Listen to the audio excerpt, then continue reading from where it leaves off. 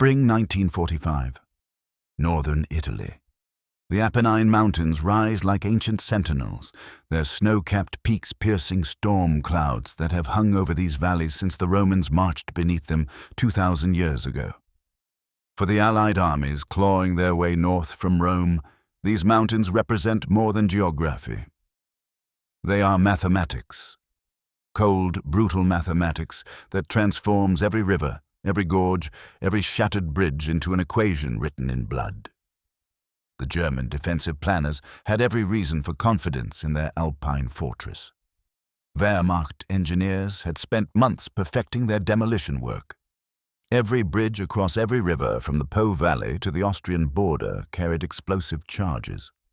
Roads wound through mountain passes where a single blown culvert could halt an entire division. The retreating German forces weren't just fighting a delaying action.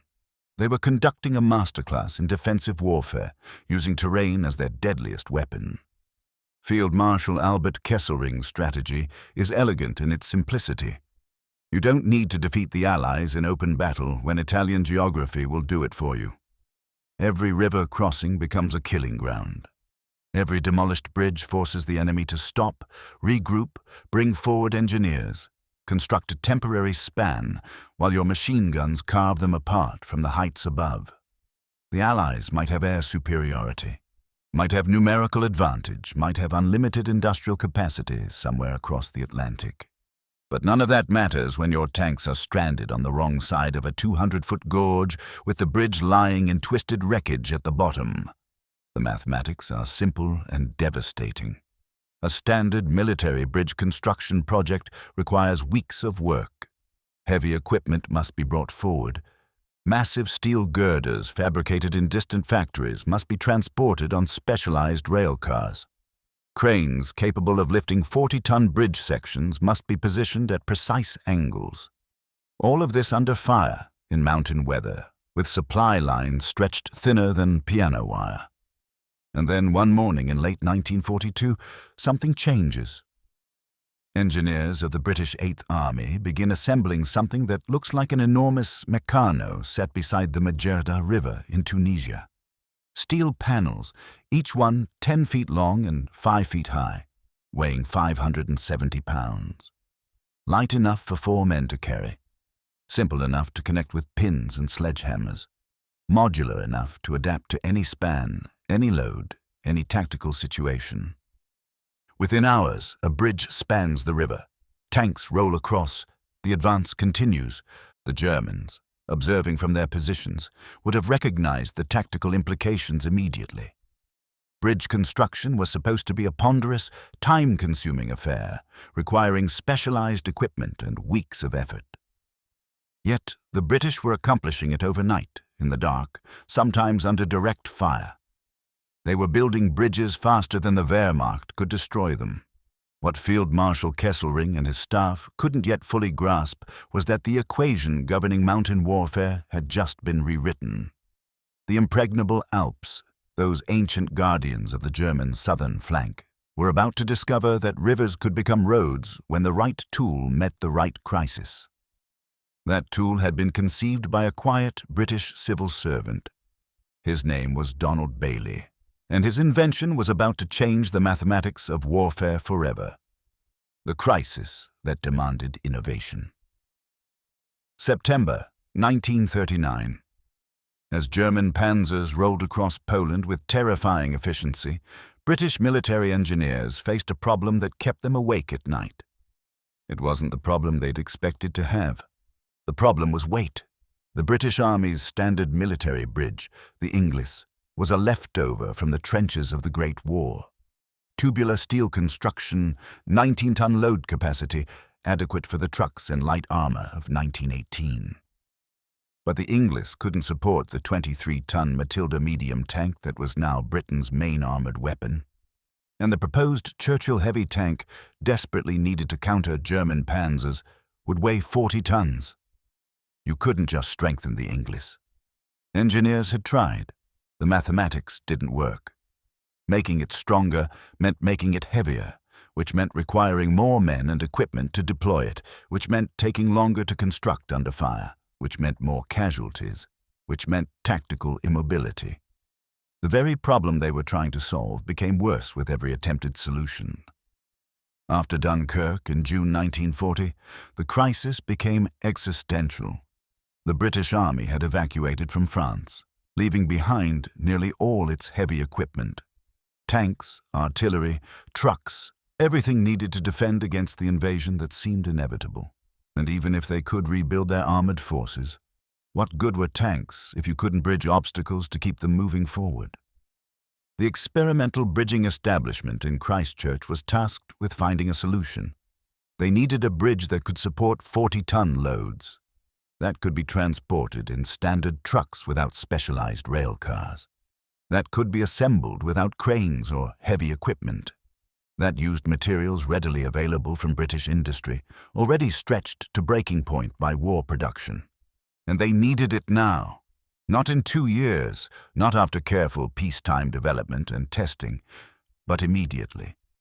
The specifications seemed to contradict each other. Strong but light, simple but versatile. Quick to assemble but capable of bearing loads that would stress bridges built over months. Multiple design teams worked through 1940, producing increasingly complex solutions to the weight problem, each one requiring more specialized parts, more skilled labor, more things that didn't exist in wartime Britain.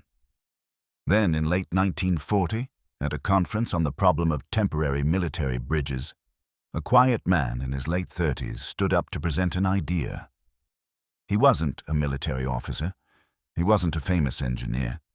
He was Donald Coleman Bailey, a civil servant working in the War Office, born in Rotherham in 1901, educated at Sheffield University, a man who had been experimenting with bridge designs since joining the experimental bridging establishment in the late 1920s.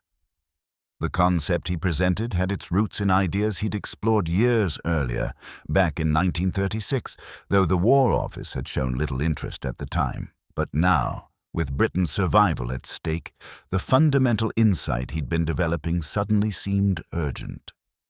The sketch often attributed to a train journey was likely made during this period as he refined his concept. Bailey had recognized what was becoming catastrophically obvious. The fundamental problem with military bridges was their complexity. They tried to be permanent structures built quickly, which was impossible. What if, instead, you built a temporary structure that was simply adequate?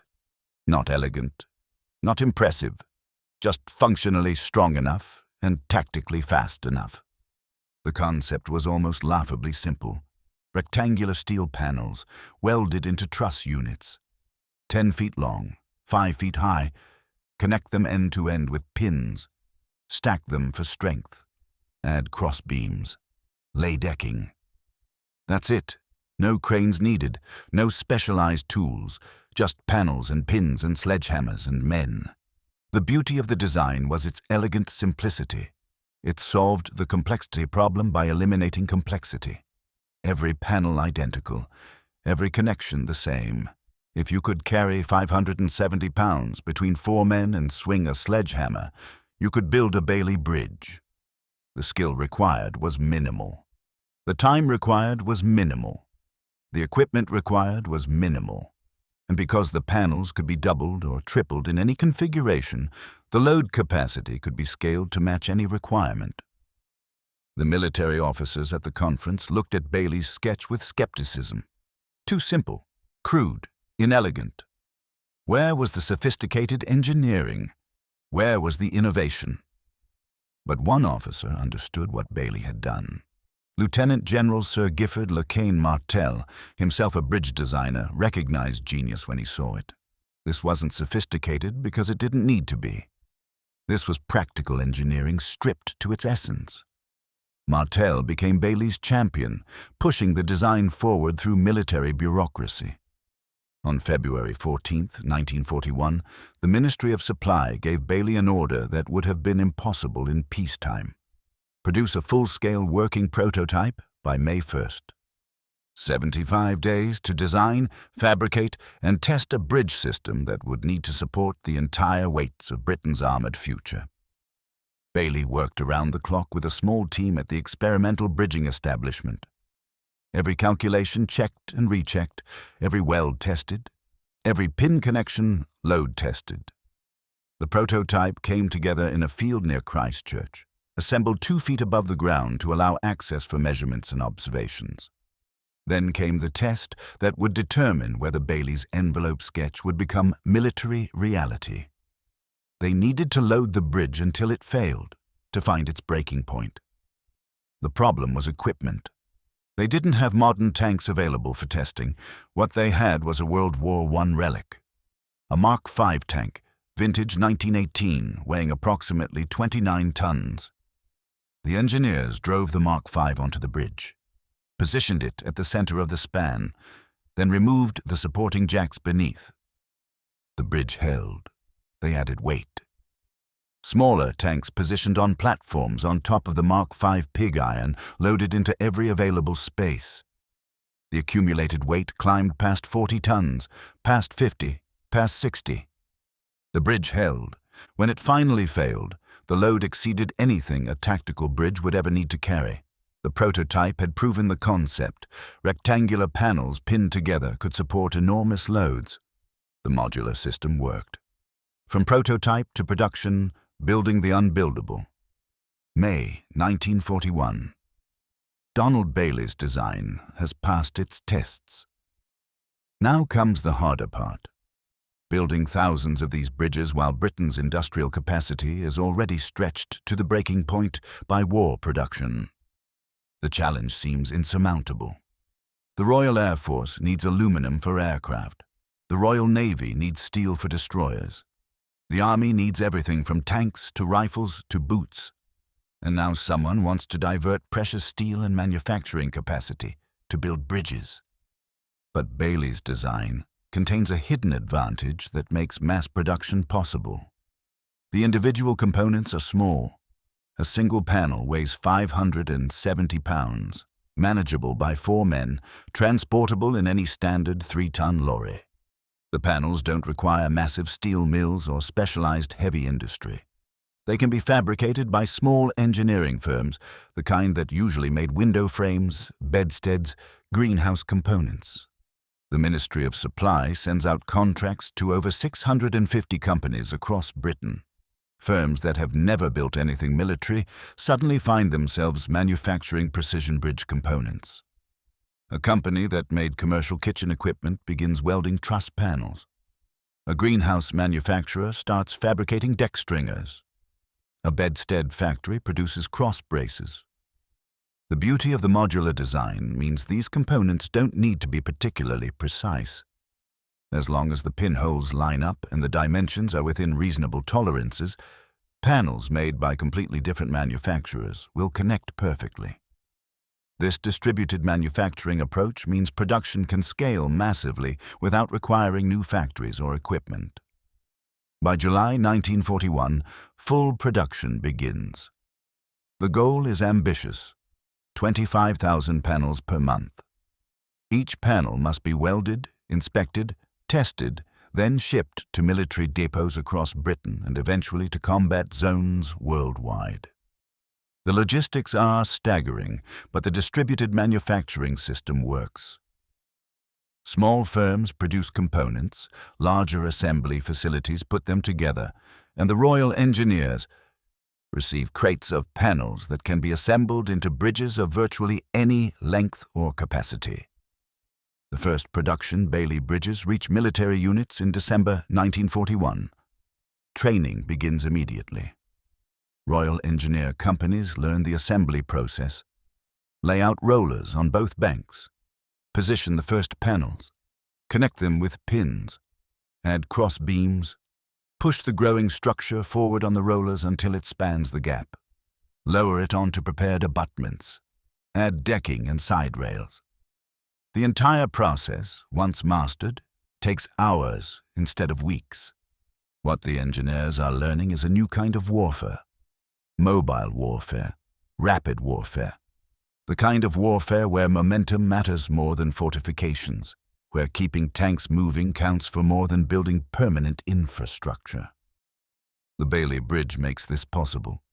Suddenly, A destroyed bridge isn't a showstopper requiring weeks of reconstruction. It's a minor delay, fixed overnight by a company of engineers working by flashlight. Tunisia, the proving ground. November the 26th, 1942.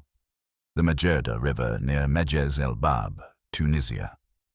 Under the cover of darkness, men of the 237 Field Company, Royal Engineers, begin assembling the first operational Bailey Bridge under combat conditions. The mathematics are different now. Not the controlled environment of Christchurch testing grounds, but actual war. German artillery knows the crossing point.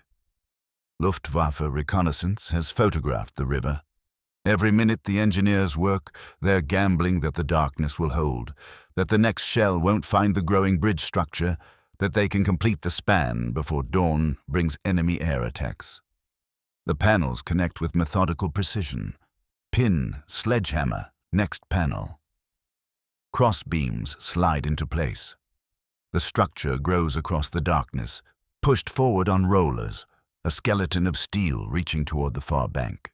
No cranes, no elaborate equipment, just men and materials and the desperate need to get armor across before the German counterattack comes at first light.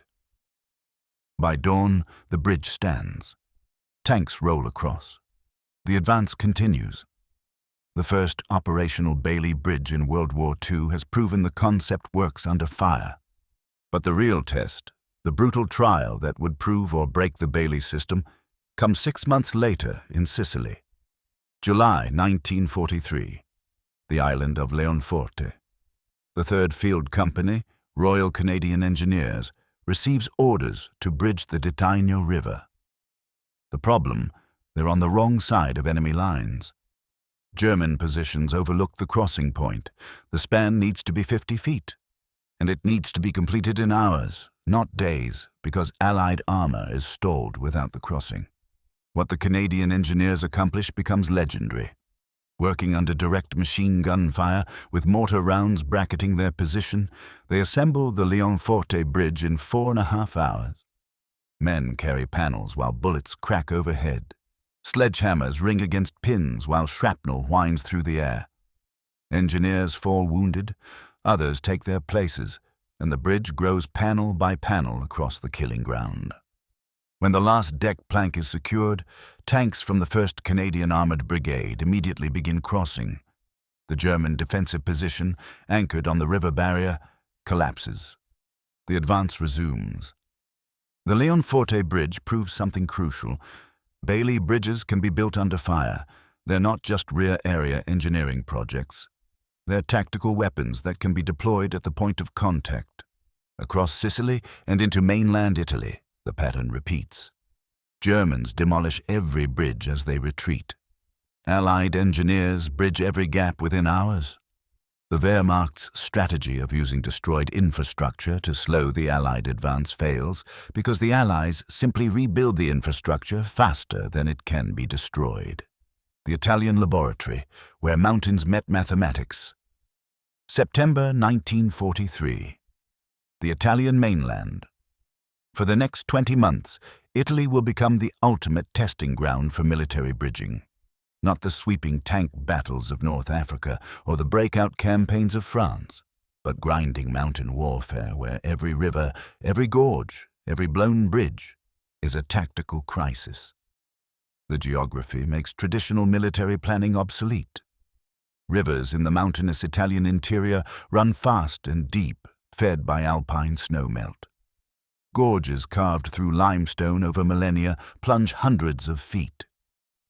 The ancient Roman bridges that once spanned these obstacles now lie in rubble, demolished by retreating German engineers who understand that every destroyed crossing buys days or weeks of delay. Field Marshal Kesselring's defensive strategy is brilliant in its simplicity. Fall back slowly from one prepared defensive line to the next. At each position, make the Allies pay for every yard with casualties and time. Use the rivers as natural barriers. The Gustav Line, the Gothic Line, each one anchored on river systems that flow perpendicular to the Allied axis of advance. The Volturno, the Garigliano, the Rapido, the Sangro, the Segno. Names that will be written in blood and bridging steel. The numbers tell the story. Between September 1943 and May 1945, British, Commonwealth, and American engineers built 2,832 fixed-span Bailey bridges in Italy. Over 55 miles of bridging total, averaging 100 feet per span. Another 120 floating Bailey bridges across wider rivers. The scale is unprecedented in military history. An entire nation's road network destroyed by retreating forces, rebuilt panel by panel under fire. November 1943. The Sangro River. The British 8th Army needs to cross to maintain pressure on German defensive positions. The problem? The river is 1,126 feet wide at the crossing point. The solution requires engineering on a scale never before attempted with portable bridging. Royal Engineer Companies assemble the longest Bailey bridge ever constructed at that point in the war. They work through alpine storms, through German artillery fire, through conditions that would have made permanent bridge construction impossible. The panels keep coming forward, carried by supply columns that never stop. Pin, hammer, push forward, repeat. Hour after hour, day after day. When the Sangro River Bridge is completed, it stands as proof that the Bailey system can scale to any requirement. 1,126 feet of modular steel bridging, assembled from identical components, strong enough to carry the full weight of armored divisions. Tanks rumble across in continuous streams. The Gothic line defensive position, anchored on the impassable Sangro, falls within days. December 1943. The River Moro. The assignment goes to the 69th Field Company, Bengal sappers. The tactical situation is impossible. The river must be crossed, but there's no room on the home bank to assemble a bridge. German positions dominate the near side. The only construction space is on the enemy side of the river. The solution the Bengal sappers devise becomes the stuff of engineering legend. They'll build the bridge backward. Teams cross the river by boat under cover of darkness, establish a foothold on the German-held bank, and begin assembling the bridge from the far side back toward friendly lines. Every panel, every crossbeam, every component must be manhandled across the river first, then assembled in reverse while German forces attempt to counterattack the bridgehead. Canadian engineers, consulted about the plan, declare it impossible. The Bengal sappers, their pride stung, name their construction the Impossible Bridge, and proceed to build it exactly as planned. Working through December nights, under fire, they assemble the bridge panel by panel from the enemy side. When it's completed, British armor crosses and expands the bridgehead. The impossible becomes routine. This pattern repeats across Italy. Every demolished bridge becomes a Bailey bridge within 24 to 48 hours. Engineers work through bombardment, through winter storms, through conditions that would have halted construction in peacetime. The modular system's genius reveals itself in combat. Damaged sections can be replaced panel by panel without rebuilding the entire structure. Artillery hits that would have destroyed a traditional bridge become minor repairs, fixed by swapping out damaged panels for fresh ones brought forward on supply trucks. German commanders must have watched this pattern repeat with mounting frustration.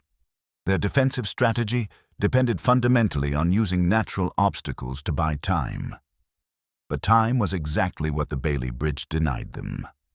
A river that should have delayed the Allies for weeks became a minor obstacle, bridged overnight. The mathematics of mountain warfare had changed, and the Wehrmacht had no effective counter to this new tactical reality. The Alpine Barrier, Final Act, April 1945. The war in Europe is ending, but northern Italy remains a fortress. The Po Valley stretches before Allied forces like a promised land, but between them and that valley stand the final German defensive lines, anchored in the foothills of the Alps themselves. These are not temporary field fortifications. These are prepared positions built over months, leveraging terrain that has defended against invaders since the Roman Empire. The 10th Mountain Division, specially trained for Alpine warfare, has broken through at Monte Belvedere and Riva Ridge. But breaking through is only the beginning. To exploit the breakthrough, to pour armor through the gap and shatter the German defensive line completely, requires bridging on an unprecedented scale. The offensive begins with artillery bombardment that turns night into day. Then comes the push, infantry and armor working together, but always dependent on the engineers following close behind. Every stream crossing, every demolished culvert, every blown bridge becomes a Bailey Bridge construction site. What happens in April 1945 is the culmination of everything learned since Tunisia 1942. Engineers have built thousands of these bridges. They can assemble them in the dark, under fire, in weather that grounds aircraft and turns roads to mud. The Bailey Bridge has evolved from innovation to standard procedure, from experimental technology to the backbone of Allied tactical mobility. The Po Valley Offensive sees Bailey Bridges built at a pace that would have been unthinkable in 1943. Multiple engineer companies work simultaneously at different crossing points. Panels come forward in endless supply columns. The Allied logistical system, that massive machine of trucks and depots and supply networks, delivers bridge components to the front as reliably as it delivers ammunition and fuel. German defenders, making their last stand, blow bridges and fall back to the next position. Allied engineers bridge the gaps, and the advance continues. The tempo is relentless. What the Wehrmacht needs is time to regroup, to establish new defensive lines. What the Bailey Bridge denies them is exactly that: time. Hours after a bridge is demolished, tanks are crossing its replacement. The breakthrough into the Po Valley in late April becomes a pursuit. German forces, their defensive strategy broken, retreat toward the Alps, but retreat requires bridging too. The Wehrmacht has demolished its own infrastructure during the withdrawal, and now finds itself trapped by its own defensive measures. Allied forces, with their endless supply of Bailey bridges, maintain pressure while German units find themselves unable to cross the rivers they destroyed weeks earlier. May 2nd, 1945. German forces in Italy surrender. The campaign that was supposed to be the soft underbelly of Europe has taken nearly 2 years of brutal fighting through some of the most difficult terrain on the continent. And at every stage, the humble Bailey Bridge made the difference between stalemate and advance. The mathematics of victory. Field Marshal Bernard Montgomery, commanding the 21st Army Group in Northwest Europe, would later write with characteristic bluntness, "Bailey bridging made an immense contribution towards ending World War II. As far as my own operations were concerned, with the 8th Army in Italy and with the 21 Army Group in Northwest Europe, I could never have maintained the speed and tempo of forward movement without large supplies of Bailey bridging." The statistics support his assessment. Over 200 miles of Bailey bridging manufactured during the war, comprising 700,000 panels, weighing 500,000 tons total. Over 600 firms involved in production, with some estimates as high as 650. Over 4,500 Bailey bridges built in combat zones worldwide. In Italy alone, 2,500 bridges constructed between 1943 and 1945. But numbers don't capture the tactical revolution the Bailey Bridge represented. Before its introduction, destroyed bridges meant delays measured in weeks. After, those same obstacles were overcome in hours. The Wehrmacht's strategy of defense in depth, anchored on river lines and mountain barriers, failed not because of superior Allied firepower or numerical advantage, but because Allied engineers could rebuild infrastructure faster than German forces could destroy it. The bridge that started as a sketch on an envelope in 1940 had changed the fundamental mathematics of warfare. Mobility, not fortification, became the dominant factor. An army that could bridge any obstacle in hours couldn't be stopped by terrain. The impregnable Alps, those ancient barriers that had channeled armies for millennia, became permeable when Bailey bridges transformed rivers into roads. Donald Bailey, knighted in 1946 for his invention, received APS 12000 from the Royal Commission on Awards to Inventors, a modest sum for a contribution that had arguably shortened the war and saved countless lives. He would continue working as a civil engineer, becoming Dean of the Royal Military College of Science, but his legacy was already secure. The Bailey Bridge didn't win World War II. Men won the war with courage and sacrifice and blood. But the Bailey Bridge gave those men the tool they needed to keep moving, to maintain momentum, to turn tactical victories into strategic breakthroughs. In a war where mobility often meant the difference between success and catastrophe, that tool proved invaluable. Today, descendants of Bailey's original design remain in service worldwide. The Mabay Compact C200, the Super Bailey, the Logistic Support Bridge, all following the same basic principles of modular construction and pinned connections. Modern materials and manufacturing have improved performance, but the fundamental concept remains unchanged. Lightweight panels, simple connections, rapid assembly, tactical mobility. The longest Bailey Bridge ever built spans 1,814 feet, constructed across the Rhine at Ries, Germany in 1945 by the Royal Canadian Engineers. They named it Blackfriars Bridge, and it opened to traffic just 2 days after construction began. 2 days to bridge one of Europe's greatest rivers using components that could be carried by hand and assembled with sledgehammers. That's the legacy of Donald Bailey's envelope sketch. Not just the bridges themselves, but the proof that elegant engineering doesn't require complexity. Sometimes the best solution to an impossible problem is the simplest one. Identical panels, standardized connections, and the recognition that adequate is better than perfect when perfect takes too long. The Alps looked impregnable because mountains and rivers had always been impregnable. Then came a bridge system that didn't care about historical precedent, that reduced every river to a collection of identical panels connected by pins. And suddenly, the impregnable became merely inconvenient. The insurmountable became a delay measured in hours instead of weeks. Field Marshal Kesselring's defensive strategy was sound. The terrain was genuinely formidable. The German defensive positions were expertly prepared. But all of it depended on one assumption, that destroyed bridges would stay destroyed long enough to matter.